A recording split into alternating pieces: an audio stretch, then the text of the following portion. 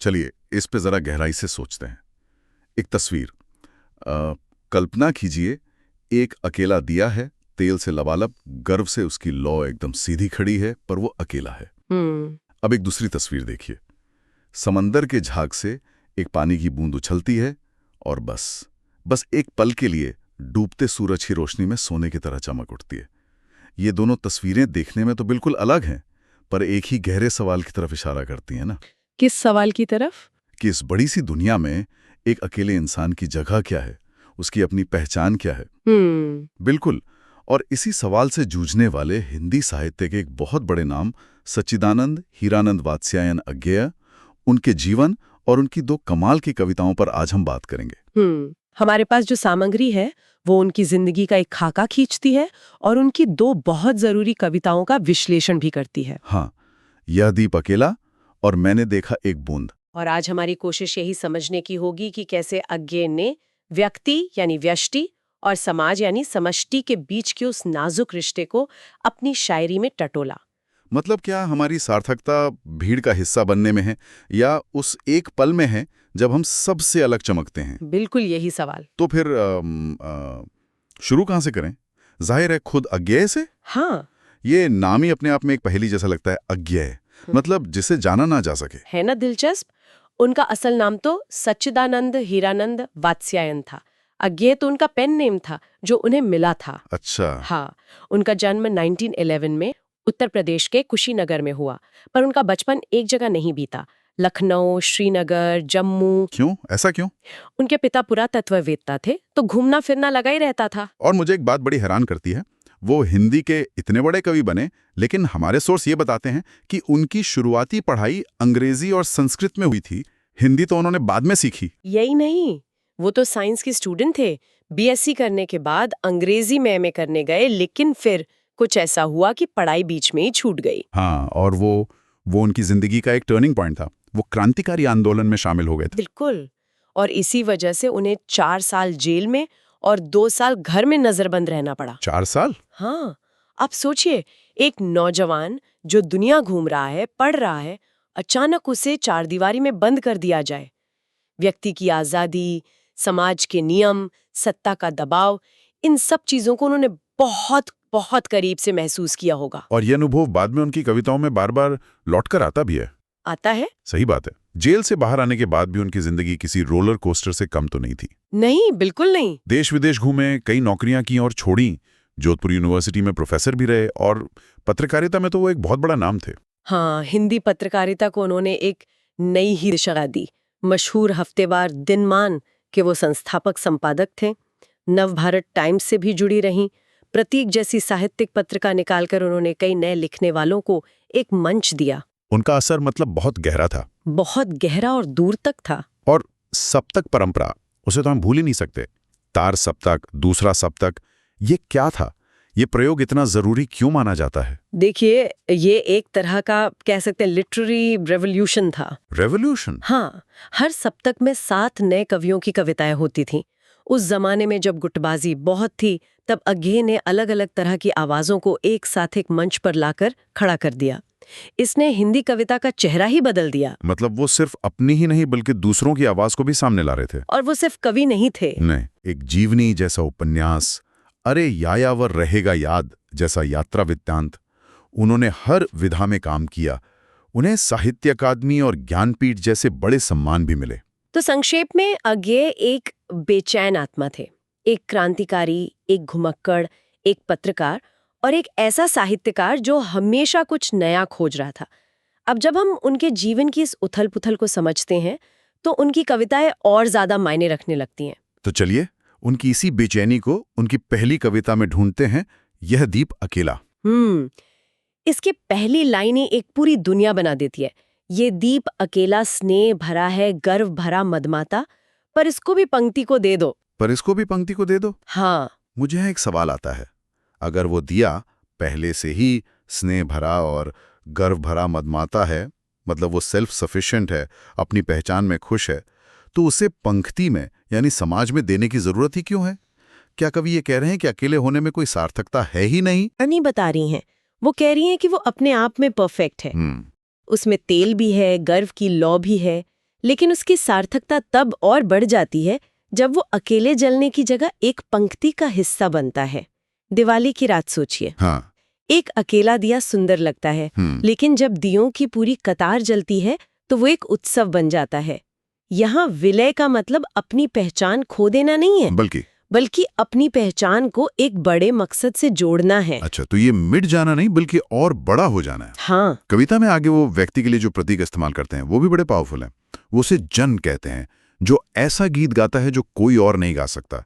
वो पनडुब्बा है जो गहरे समंदर से मोती निकाल लाता है। वो समिधा है, यानी यज्ञ की लकड़ी जिसे कोई जिद्दी ही जला सकता है। और इन सब में एक बात कॉमन है। क्या? कि ये सारे प्रतीक पैसिव नहीं है, एक्टिव हैं। गीत गाने वाला, मोती खोजने वाला, आग जलाने वाला। बिल्कुल सही पकड़ा आपने। अगे ये नहीं कह रहे कि समाज में जाके चुपचाप खड़े हो जाओ। वो कह रहे हैं कि तुम्हारी जो यूनिक क्वालिटी है, जो तुम्हारा हुनर है, उसे समाज के लिए एक्टिव होकर इस्तेमाल करो। तुम्हारा गीत जब सबके साथ मिलेगा तभी संगीत बनेगा। वाह, ये तो मैंने कभी इस तरह सोचा ही नहीं। तो ये एक तरह का ट्रांसफॉर्मेशन है, जैसा हमारे स्रोत कहते हैं, व्यष्टि का समष्टि में विलय और आत्मबोध का विश्वबोध में रूपांतरण। मतलब सेल्फ अवेयरनेस का यूनिवर्सल अवेयरनेस में बदलना। बिल्कुल। और देखिए वो व्यक्ति को कितना ऊंचा दर्जा देती हैं। वो कहती हैं कि ये व्यक्ति मधु है जिसे जमाने ने इकट्ठा किया है। वो गोरस है, यानी जीवन देने वाला अमृत। वो जमीन फाड़कर सूरज को घूरने वाला अंकुर है। हाँ, वो कहती है ये जो प्रकृत स्वयंभू ब्रह्म अयुता है, मतलब जो नेचुरल है, जो खुद से बना है, जो ब्रह्म जैसा है, इसको भी शक्ति को दे दो। भगवान का दर्जा दे रहे हैं, उसे ब्रह्म कह रहे हैं, और दूसरी तरफ कह रहे हैं कि इसे भी समूह की शक्ति को सौंप दो। यही इस कविता का दिल है। व्यक्ति की महानता को पूरी तरह स्वीकार करना और फिर भी उसके सामाजिक समर्पण को जरूरी बताना। व्यक्ति महान है, लेकिन उसकी महानता की असली परीक्षा समाज के प्रति उसके समर्पण में है। कविता का अंत तो और भी गहरा है। वो कहते हैं कि ये व्यक्ति जिसमें अटूट विश्वास है, जो अपने दर्द को खुद समझता है, जो बेइज्जती के धुएं में भी हमेशा जागरूक रहता है, जो जिज्ञासु है, ज्ञानी है, श्रद्धा से भरा है, इसको भी भक्ति को दे दो। और ये डेडिकेशन का हाईएस्ट लेवल है।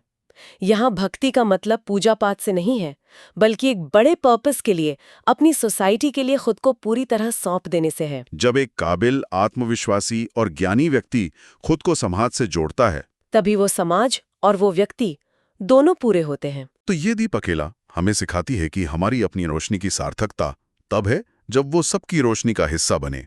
कमाल है। पर अब जो दूसरी कविता है, मैंने देखा एक बूंद, वो तो जैसे बिल्कुल उल्टी बात करती हुई लगती है। हाँ, पहली नजर में तो ऐसा ही लगता है।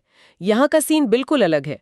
कोई पंक्ति नहीं, कोई समाज नहीं, बस एक विशाल समंदर है और एक नन्ही सी बूंद है जो सहसा उछली सागर के झाग से। यहाँ सहसा शब्द पर ध्यान दीजिए। Suddenly, without any warning. यहाँ तो कवि उस बूंद के अकेलेपन और उसकी क्षण भंगुरता, अ फ्लीटिंग मोमेंट ऑफ एग्जिस्टेंस की बात कर रहे हैं।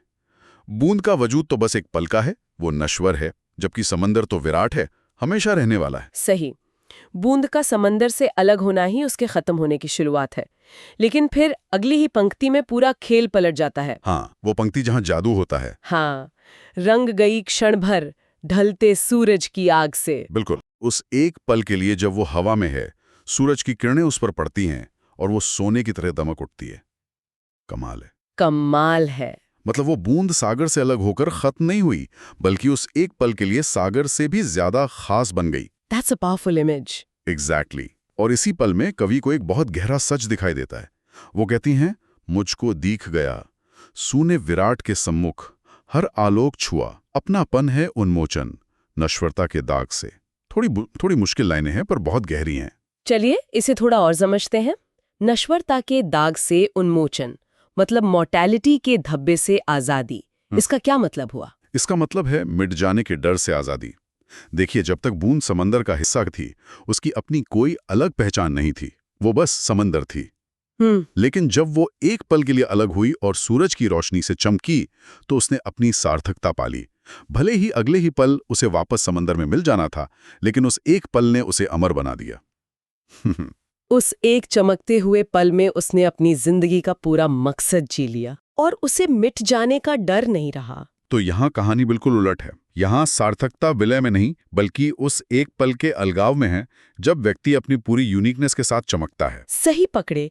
इस कविता के जरिए अज्ञेय जीवन में क्षण या मोमेंट के महत्व को स्थापित कर रही हैं। हमारा जीवन भी उस बूंद की तरह ही नश्वर है। हाँ, लेकिन इस छोटी सी जिंदगी का कोई एक पल, कोई एक अनुभव, कोई एक एहसास ऐसा हो सकता है जो हमें जिंदगी के सबसे बड़े सच का दर्शन करा दे और हमें मौत के डर से हमेशा के लिए आजाद कर दे। ये उस एक पल की ताकत है। बिल्कुल। ये तो बहुत गहरा है। अगली बार जब मैं बीच पर जाऊंगा तो मैं लहरों के झाग को बिल्कुल अलग नजर से देखूंगा। तो हमारे पास 2 कविताएं हैं। यह दीप अकेला कहती है कि व्यक्ति की सार्थकता समाज से जुड़ने में है, और मैंने देखा एक बूंद कहती है कि व्यक्ति के एक अकेले चमकते हुए क्षण का भी अपना अनमोल महत्व है। ये दोनों तो एक दूसरे को काटती हुई लगती हैं। एक विलय की बात करती है, दूसरी अलगाव की। और यही अज्ञेय की खासियत है। ये कविताएं एक दूसरे का विरोध नहीं करती, बल्कि एक ही सिक्के के 2 पहलू दिखाती हैं। अच्छा, हाँ, वो एक ही सवाल को 2 अलग-अलग एंगल से देख रही हैं। एक इंसान का इस दुनिया में क्या मकसद है? समूह में घुल मिल जाना या एक पल के लिए अकेले चमकना?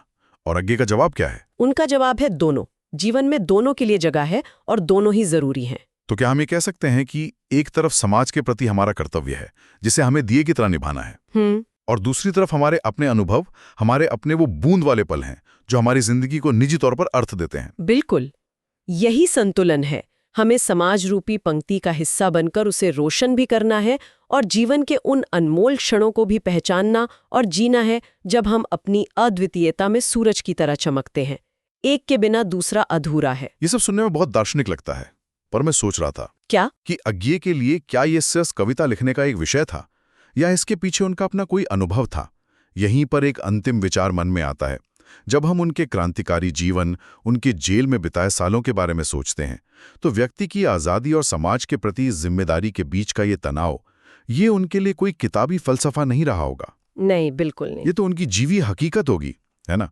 वो कौन सा पल था जब वो समाज के लिए दीप बन रहे थे, और कौन सा पल था जब वो जेल की कोठरी में अकेले एक बूंद की तरह अपने अस्तित्व का अर्थ खोज रहे थे?